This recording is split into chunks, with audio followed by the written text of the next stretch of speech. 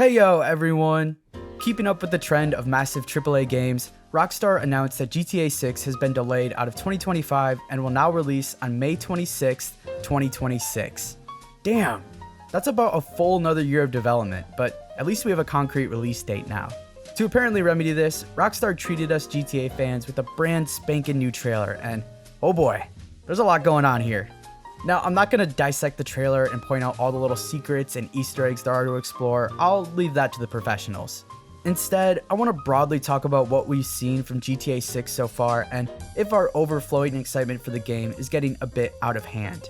I mean, the game looks too good to be true, and if recent history has taught us anything, this is usually an indicator of bad things to come. I know no one wants to be reminded about the grim reality of modern day video games, especially when Rockstar is putting out these dope ass trailers, but somebody's got to do it. So today, let's talk about GTA 6 and remind ourselves that unchecked expectations are usually a breeding ground for disappointment. As always, if you enjoy the video, don't forget to leave a like and subscribe. Alright, let's get it. Alrighty, so if you haven't seen the second trailer for GTA 6, I'd highly encourage you to check it out. It's awesome. Who am I kidding? Of course you've seen it. Everyone and their grandma has seen it by now. It's been well over a year since the first trailer of GTA 6 came out, and Rockstar has been radio silent up until this week. Instead of their normal drip feed of information, they just blew a fat GTA 6 load all over the internet, and it's all anyone can talk about.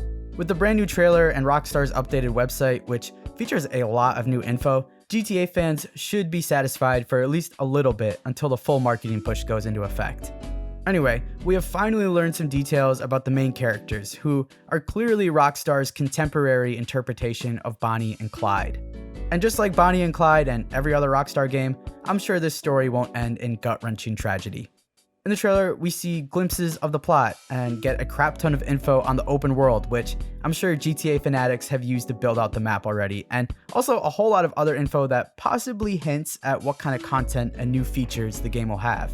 Like, there are moments where we see weightlifting again, moments where Jason, one of the main characters, appears physically different with unique tan lines, or the detail on the beer sloshing around, or little snippets of Lucia, the other main character, is in some sort of fight club, or even some slight indicators that we can maybe upgrade our house over the course of the story.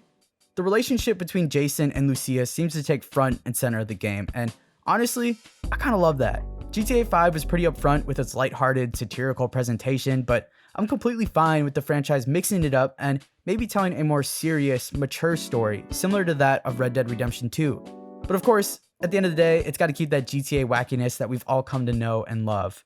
I have faith that Rockstar can balance a fulfilling narrative with an exciting, goofy open world. And the world building of Rockstar is on full display here. GTA 6 appears to be one of their most lively games to date. Of course, all of this is just speculation, which brings me to the main thing I want to talk about today: the overwhelming expectations for GTA 6.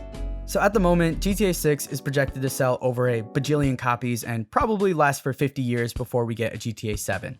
At least that's what it feels like online. And to be fair, that's what everyone is thinking. GTA 5 has made over $8.5 billion over the course of its lifetime, and it's still going strong. If Rockstar is as smart as we all think they are, they're going to have a long roadmap plan for this game's post-launch content. And you know, that actually kind of sounds okay to me. This new engine looks unbelievable, and if the game somehow lives up to the hype, then I'd be happy to have this game as a live service titan. But all of that hinges on the success of the base game. I mean, I shouldn't say that. No matter how good or bad the game is, it's gonna sell well. That's Rockstar's advantage after churning out consistent bangers over the past 2.5 decades. But unlike previous entries, GTA 6 will be launching into a gaming climate that we haven't really seen before. In case you missed it, Xbox announced that their upcoming first-party games will be launching at $80, mirroring Nintendo's new price for Mario Kart World. $80! Like people predicted, Nintendo opened the door for that ridiculous price tag, and Xbox is taking advantage of it. I mean, of course people are going to fork that over to get their hands on the new Call of Duty. And don't be naive, Sony is foaming at the mouth thinking about dropping Ghost of Yotei at 80 bones as well. But on the bright side, EA said that they won't be releasing their games at $80. Instead, it will probably be like 90, but I digress. So now that we're in this new era of game pricing where we don't know what's going to cost what, is there a possibility that GTA 6 probably the most anticipated game of all time will retail at $100. I would hate that, but what am I supposed to do? Be the only person in the world not balls deep into GTA 6 the moment it drops? Of course I'm gonna burn my wallet buying that game. I want to be a part of what will probably be the biggest video game launch of all time. I'm fairly confident that GTA 6 will be a cultural phenomenon the moment it releases, but because of that, I worry about all of the hype surrounding it. People's expectations, including mine, are being clouded by the excitement of the first brand new Grand Theft Auto game in over a decade. Like, let's try and learn from our previous mistakes as a collective video game community. Remember Cyberpunk 2077? A guaranteed home run from a legendary studio? We all know how that played out. And yeah, it's fantastic now, 5 years later, but the massive hype leading up to that game caused freaking mass hysteria when it launched in the state it did. Now, I'm not saying GTA 6 will be anywhere near that level of catastrophe, but the delay has me a teeny tiny bit reluctant. Even if the game is 100% rock solid at launch, which, let's not kid ourselves here, is not gonna happen, people are gonna be raving for that new GTA Online experience.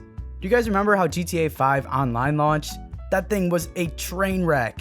It launched a week after the base game came out, and the servers were not prepared at all. Now, maybe Rockstar learned their lesson and want to have a completely synchronized launch this time, with the story mode and online mode both accessible from the get-go. Maybe their mistake last time was letting everyone finish the story before launching GTA Online. Or maybe we're headed on a collision course with the exact same problem. You guys have seen the hype? Do you think Rockstar's servers can handle the tsunami that will be GTA 6 Online? And if that game is retailing at $100, people are going to be livid if they're paying that much and not able to hop into an online match with their buddies.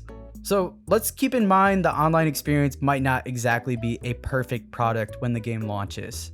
But I have another glaring issue with the 2 trailers we've gotten so far. Where the heck is the gameplay? Don't get me wrong, the trailers are incredibly well done, and I think they do a fantastic job of showcasing the world and setting the tone, but I'm not sure how much of this is just preloaded cutscenes or special moments built just for the trailers. I mean, there's a lot going on here. The graphics are out of this world, and the detail is unreal. I'm having a hard time imagining my PS5 running these graphics with this density of complex NPCs without it blowing up. Look how crowded the streets are. Look at all of the interactions that are going on. All of this is supposed to be happening while I'm zooming 150 miles per hour in a school zone? I'm a little hesitant on that. Plus, all of the incredible lighting and particle effects, it just seems so straining. I'm optimistic that the game will be optimized and mostly bug-free, but Rockstar isn't necessarily known for their smooth launches. Maybe this time will be different though. No, it never does. I mean, these people somehow delude themselves into thinking it might, but... but it might work for us. We just haven't gotten any real info on what the game will even play like. The trailers say it was captured on PS5 with a mix of gameplay and cutscenes, but I want to see stuff from the actual user's point of view. Just something to give us a hint of what the gameplay will be like. Obviously, it's a Grand Theft Auto game, so we can expect the usual stuff, but what's going to be the new thing? How will GTA 6 push the franchise forward? Will they evolve the way multiple protagonists are used? Are the NPCs going to be as complex as they were in RDR2? Will the world truly be as fully realized as what we're seeing in the trailers?